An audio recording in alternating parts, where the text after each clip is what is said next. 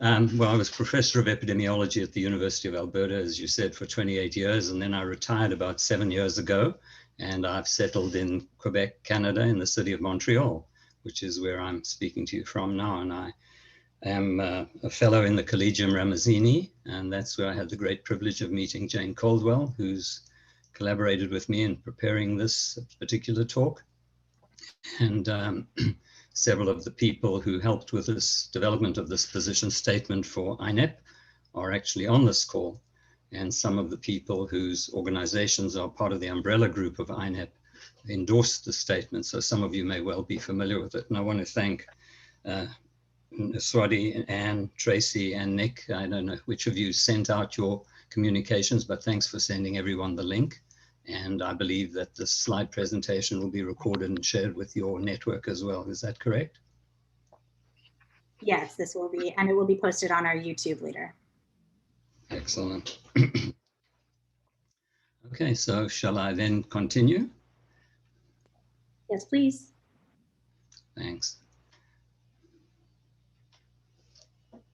Okay.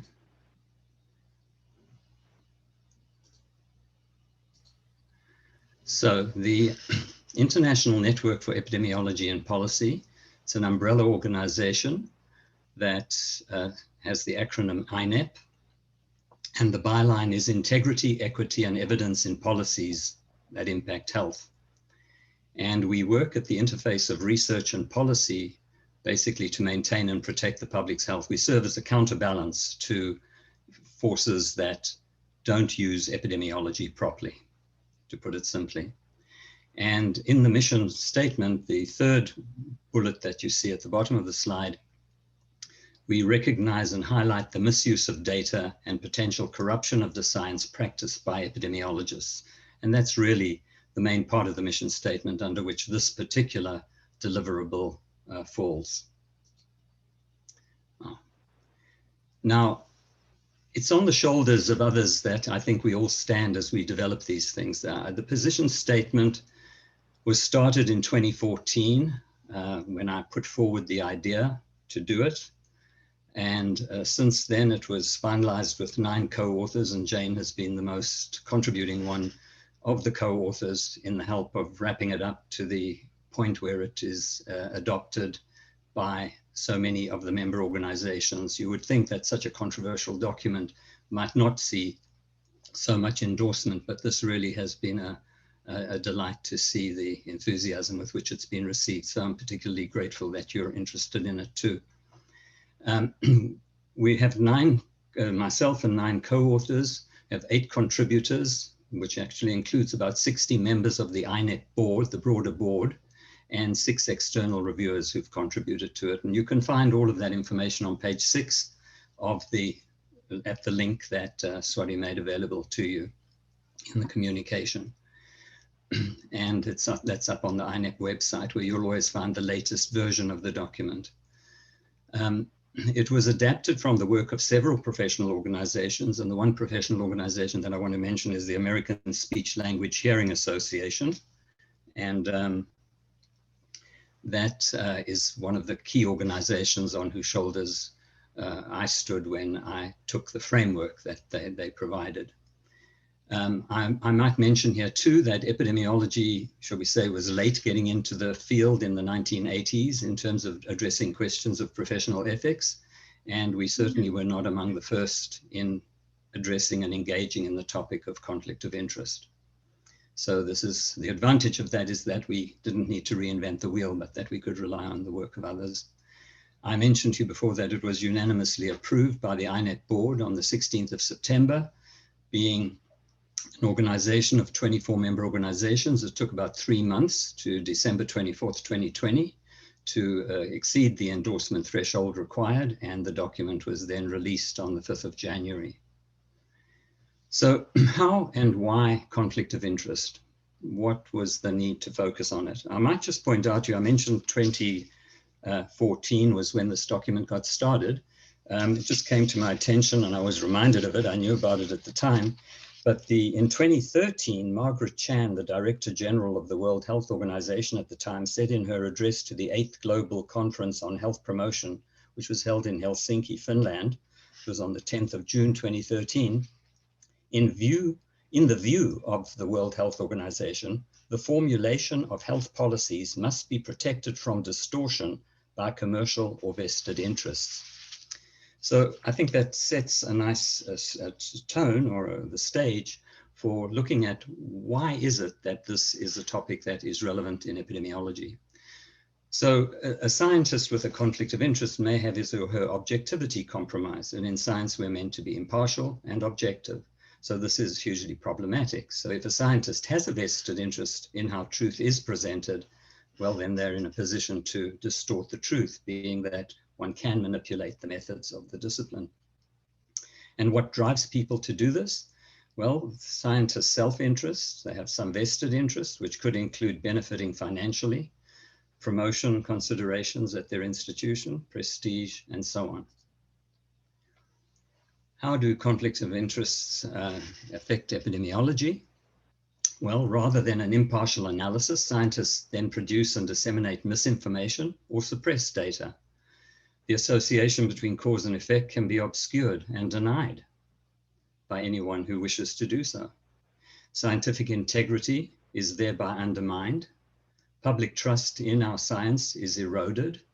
And worst of all, in terms of the mission of epidemiology to protect public health, workers, the public, and the environment can be harmed. So what's in this document? I mentioned that you've already received the link and it is available on the Inep website. It includes, the document actually has about 95 pages. So I want to thank Swati in particular for helping me focus for the purposes of a 20-minute talk now to present what would be of relevance to your group in particular. So it has a 95-page document, but I'll point out to you that the last 52 pages are appendices, and I'll come to that in the final bullet in a moment. But it has a 2-page executive summary. It has about 11 pages of front matter, and the text itself is just 30 pages. So it shouldn't be seen as too over demanding in terms of reading it, and it reads really well. And again, thanks to Jane for so much help in making sure that would happen. So what we have in this document are recent high-profile cases. We decided to look at recent rather than historic because this stuff goes back centuries in terms of conflict of interest and misconduct in science. It includes recent examples developed by some of the Inep co-authors and contributors. There's a compendium of common practices used to distort and to misapply our science. And one of the most important things, and again, this comes from the American Speech Language Hearing Association, is the Inep recommendation to manage the problem through identification, avoidance, disclosure, and recusal. And I mentioned the final bullet. There are all of these appendices that cover responses to the breadth, scope, and the growing sophistication with which we see conflict of interest operating. So to fix a problem, you have to first recognize it. So that relates to that final recommendation, the first of the 4 recommendations that I just mentioned of identification. So in the 30 pages of the document, we start with giving some case examples. And, you know, the classic old stories about medical research. The medical profession got into questions of ethics and conflict of interest way before epidemiology did. And education and practice, the tobacco industry preceded by the lead industry and many other industries since then, but we focus here on the tobacco industry, food safety panels. And then in 2015, Inep developed a conflict of interest policy for donations that it received as a charity. And then the most recent examples, there were 12 of them that we developed, and I'm going to only be focusing on 4 of them for the purposes of the time at our disposal now. So I mentioned before the scope and growing sophistication of the problem and the breadth of the problem. I'm going to focus only on example A and D, example H, and example L. So this just gives you a flavor for the breadth of examples from all types of topics to demonstrate just how extensive this problem is. It really affects every aspect of our science and many other sciences as well. So just to focus on A and D, these slides are a bit dense, but just to say to you, the first example is on the Center for Public Integrity expose, Science for Sale in 2016, and the infiltration of scientific boards, councils, and review panels. And this was exposed by David Heath, who was an investigative journalist with the Center for Public Integrity in Washington, DC. And he published a series of articles entitled Meet the Rented White Coats Who Defend Toxic Chemicals. And just as an example, they exposed Dr. Julie Goodman giving expert testimony, citing junk science and financially benefiting from vested interests of her employer Gradient. And many of us know that Gradient has long been associated with scientists employed to manufacture doubt and foment uncertainty about the evidence. The next example is number D out of the 12, and this relates to a 2019 commentary that John Acquavella published in Epidemiology. And I and several co-authors, including Jen Sass, challenged him on it. He basically comes from a background of corporate employ, ExxonMobil and Monsanto. He published this commentary in the Annals of Epidemiology entitled Conflict of Interest, a Hazard for Epidemiology. And in it, he essentially re-articulated the approach often used by vested interests to underplay the role of financial conflict of interest in science by invoking other sources of bias as being at least as, if not more important, than financial conflicts of interest. That flies in the face of all of the demonstrated evidence in this regard. He ignored the role of financial COI in documented cases of derailed science, policy delays, and injustice in tort actions. The third of the 4 examples was a 2020 article by Heindel, pointing to undeclared conflict of interest in biased editorial that was duplicated in 8 toxicology journals. And he published this in Environmental Health News in July of 2020. And he showed how an editorial written by a group of 19 toxicologists had been published verbatim in 8 toxicology journals over the prior 4 months. And this example is wonderful in how it shows how these boards are infiltrated by vested interests. The group of these 19 toxicologists had no expertise in the endocrine disrupting chemical scientific field that they were writing about. Heindel described the editorial as an unethical attempt to present views of the chemical industry as an impartial review of the science, and that the editorials were timed to occur, this is critical, just before the European Parliament's vote on the European Union's resolution on chemical strategy for sustainability. So you can see the strategy that is used by these kinds of interests. And the other fascinating part too, in terms of our Council on Publication Ethics, 6 of the 8 journals are published by Elsevier Publishing Company, and 6 of the journal editors were among the 19 editorial co-authors. The 4th and final example, in 2020, Raymond Neutra, Carl Kraner, and David G. Were instrumental in bringing attention to the famous seminal paper put out by Sir Austin Bradford Hill in 1965. Neutra, well, in that particular paper, that addressed what Bradford Hill has called his viewpoints or aspects, which then somehow got turned into criteria, which is a misnomer for his points and doing a great disservice to Hill. That's absolutely not what he wanted it to be called. But by law, it's become that, or it's become integrated into our thinking. If you meet the 9 criteria, as we say, incorrectly, then clearly we can infer causation. And Neutra et al. Described some major shortcomings exhibited by the United States court decisions involving the use of these Hill viewpoints. They were labeled as criteria and were invoked in US law as a canonical set of 9 criteria that experts can utilize to support their testimony for causation in civil litigation. They've been misused to dismiss findings of potential health risk by industrial interests and described, even defined, as good epidemiological practice. So you can see the purpose behind Inep to serve as a counterbalance to those kinds of forces as well. Most relevant to me as I sit and give you this talk right now, I'm busy preparing a commentary on this component of the position statement. It's on the toolkit, and the emphasis here is to recognize how the methods have been improperly used in our discipline. And this part of the position statement is a compendium of misapplied methods resulting in junk science as demonstrated in taught actions. And I want to thank Carl Craner in particular for alerting me to thinking about it in that way through his 2011 book called Legally Poisoned.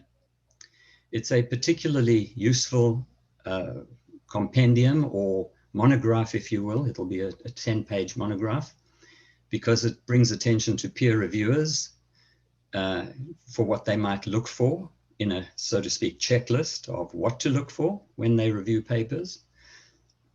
And in the training of epidemiologists and others, how epidemiology can be distorted, and to review the literature for junk science or uninformative studies, and finally to identify who it is that is misusing or abusing our discipline.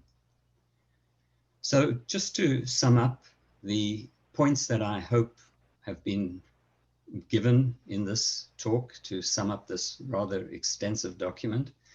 Never has truth been under such assault as what it is today and needs to be protected if we're going to protect the public's health. Science can be misused either intentionally through error or from bias. I mentioned before that this is a problem of centuries duration, the intentional distortion of scientific methods, evidence, and miscommunication, all associated with conflict of interest. So this is not really something new. It's just become more, shall we say, established and sophisticated in its application. And the temptation to be seduced by the incentives of serving in such conflicts is unfortunately very real. It's associated with the misuse of our science and can result from self-interest, and increasing levels of sophistication are being employed that include co-opting regulatory bodies, scientific panels, and communication forums, as exemplified in the one example that I gave you.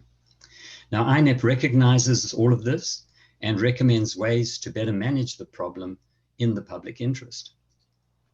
And I alluded to this at the very beginning. Going forward, Inep-specific recommendations for conflict of interest. Let's recognize the problem, identify it, don't hide away from it. If you see it and you can avoid it, avoid it. If you're caught by some committee that you're already on, disclose that you have a conflict, and above all, recuse yourself from influencing any decisions of that committee or that process if you know you have a conflict, because it will out in the end, without a question. And what about the future? Given the existence of this position statement, we didn't cover a couple of things that have been brought to my attention since January. For example, what if someone is using a non-disclosure agreement to shield their conflict? Is the chair of a scientific review panel to be held to a higher standard than the panel members themselves? But above all, in terms of where to take this, and what I hope you will all take very seriously and look perhaps to Inep and myself, Jane, and others on the co-author list, use this document as a launching pad to write other documents, even other position statements that look more specifically at your specialized or subspecialty interest. Extend the reach, write editorials, etc. And that's it. Thank you so much.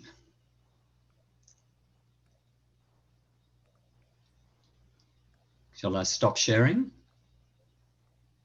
Yes, you can stop sharing. Great. Thank you. Thank you, Colin. Oh wow, we're the only ones with our video on. So if you'd like, you can unmute yourselves and ask any questions, or you're welcome to drop them in the chat.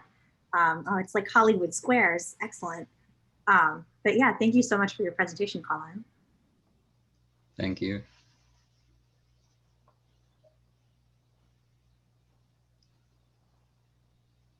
Happy to take any question. I believe we're being recorded, so you may want to be aware of that. Always good to be aware of that. Vina, I see your hands up. Hi, Colin. Thank you so much for this work and the presentation. Really appreciate it. I think it's going to be very useful.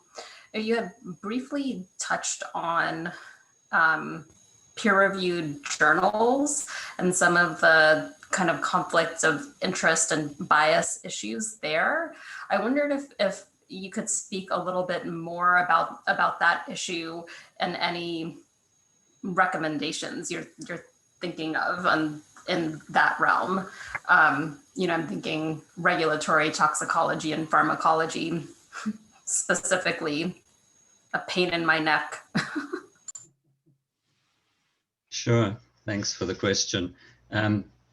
Certainly, let me just give the document itself a plug. It is all cross-linked and fully referenced. So if you go in and just put in control find and look for as keywords what you're looking for, you will actually find the source material, because I don't have time to go into great depth. But just to say that the Council on Publication Ethics, COPE, is supposed to manage these kinds of issues. But in fact, they're almost as toothless as what ethics guideline implementation or enforcement mechanisms are for our own disciplines. So the issue that you raise is explained in that particular example, just to show you how these boards are infiltrated, how people don't declare these conflicts, even though the forms that one signs when one is asked to serve as a peer reviewer, to disclose if you have a conflict or to not review something if you see a conflict. But I think many people just don't understand what is meant by it. And sometimes they see some advantage to somehow using their position in having been asked to leverage their position further, to deny publication or to do some awful things that are entirely inappropriate if our mission in science is to pursue truth. I hope that helps. Thank you. Excellent. Miriam? Thank you very much. I'm sorry I came in late, and I'm a fellow Canadian. So I just wanted to mention I'm an editor at Environmental Science and Technology, and I've been aware of rebuttals, for example, where there's definitely a conflict of interest. And one that I dealt with recently, I had to do homework to find out the affiliations of the authors that were not properly acknowledged, and then demand. And I said that it wouldn't be published unless they acknowledge their industry ties. I don't know if all editors are aware of this, but certainly when I read reviews and I see very strong opinions, I'm much more vigilant and do some homework behind conflict of interest. Did you want me to say something in response to that, or are you just making that? You know, it's an absolutely terrific point, which I think demonstrates that most editors of journals, I think, and their sub-editors and their editors of subsections of specialized sections of those journals are very diligent people, but things can slip through the cracks without a doubt. They're supposed to be, shall we say. They take it on because they are the gatekeepers of what gets into the public domain, into the literature that then in turn can be used in IOC assessments or in litigation and so on. So it's critical. Somebody did send a text, Swati, asking who's funding the publication. There is nobody funding the publication. I have actually funded the development of it to this point personally, just because I think it's so critical. But the source for publishing the toolkit commentary that I'm busy writing has offered to waive the what do you call it, the Open Commons fee. So I won't have to pay that if I submit it to that journal. I'm actually hoping to have it ready within the next week or two for submission, at least get some good editorial feedback on how good a communication it is as a commentary. Excellent. You had a quick follow-up. I think he was asking more about funding the other current publications. Go ahead, Keith. Yeah. Hi, Colin. Sorry, I think my comment in the chat didn't come through properly. Thank you so much for your talk. I just wanted to ask about something I've seen occur in the literature and whether or not the policy you're developing addresses it. I've seen instances where an author or authorship team with a long history of conflict of interest will maybe write a rebuttal of an article or publish a comment and indicate in the acknowledgement of funding that they weren't supported for this particular publication. Yet, people in the field know this team has a history, but potential decision maker who might be relying on the statement or using the statement for supporting some sort of decision may not be familiar with the history of that team. Absolutely. Jane, I think, wanted to make a point, and it may well be related. Jane, do you want to go ahead before we run out of time? Yeah, I wanted to follow up, which is like, what are some of the uses of this document beyond the field of epidemiology? And I think other toolkits could be developed for specific other disciplines in toxicology, cancer, or whatnot. But I think really something that ought to be teed up with the National Academy of Sciences is this COPE failure and some of the topics brought up by Inep. I see the document as being a stepping stone and a source document that then can be used by a larger science body to deal with this issue, especially with the journals that they all say, we follow COPE guidelines, and they don't. And there's no teeth to those COPE guidelines. And one of the, I feel, cradle to grave examples that Colin and I worked on with drinking water just showed the conflict of interest going all the way from the producer of this bogus article to the editor who had a conflict of interest, to the people that funded them that were shopping for a place to put this thing.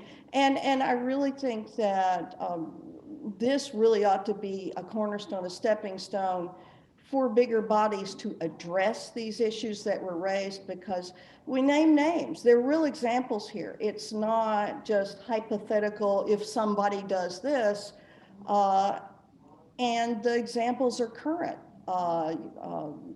And since we finished this, we keep getting more. Absolutely, they keep coming through, absolutely. Sorry, I think you indicated to me that there are a couple more questions. I see we've gone over time. I've got time, but it's up to you. I think this is a pretty interesting and robust discussion. I know Nick has a question, and I think Courtney popped on video because she had a question. So I'll go Nick first. Thanks, Swathy.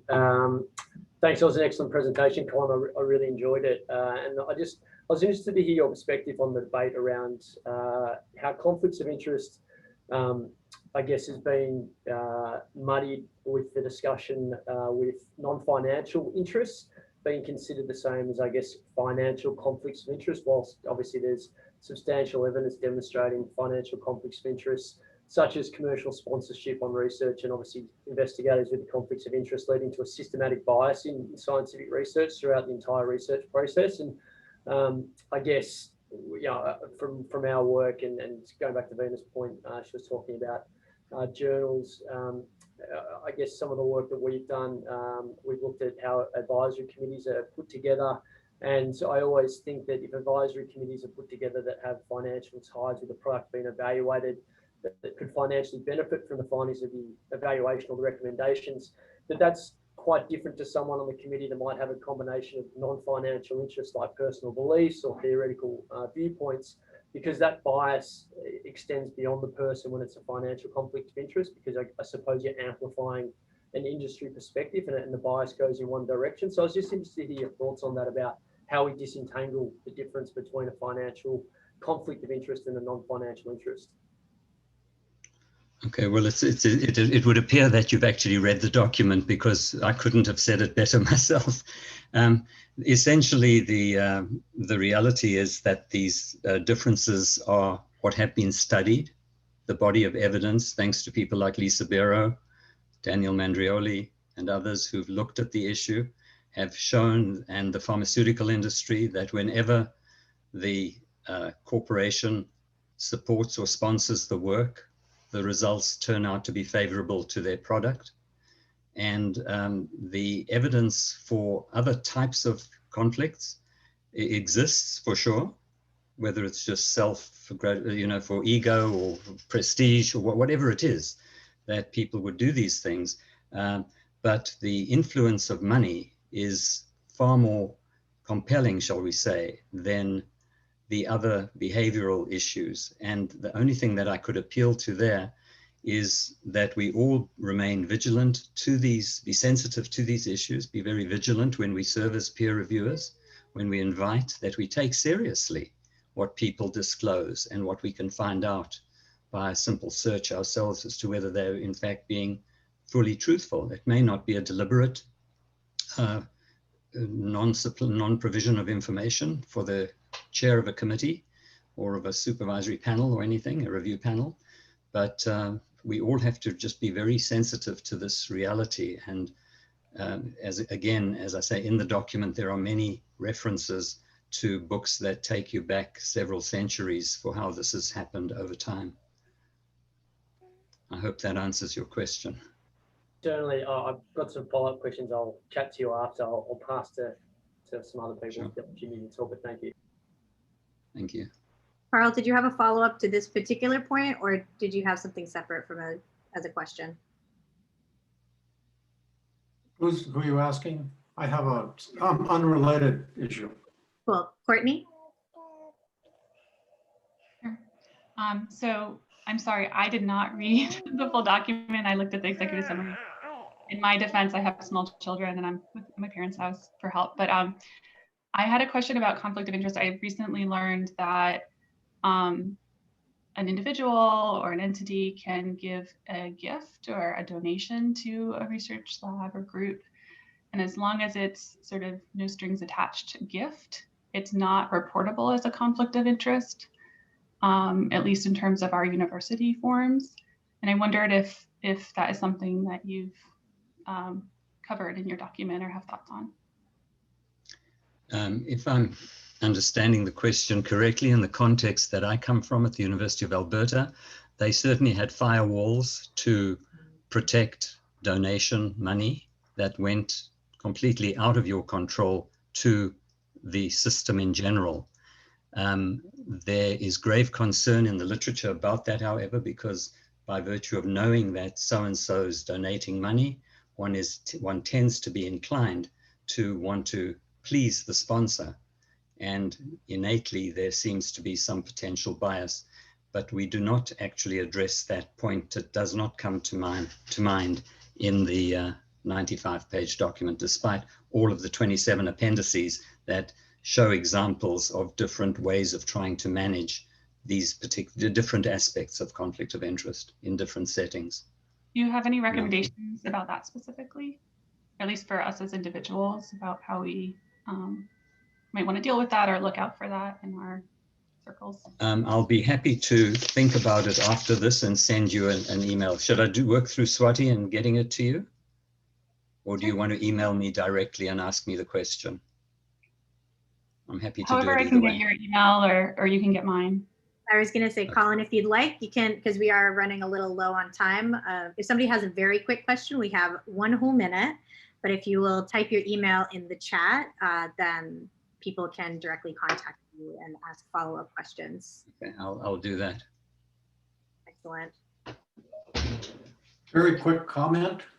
Colin, over the years, I've seen Colin work enormously hard and long hours on this, and we should thank him for all the work he's done.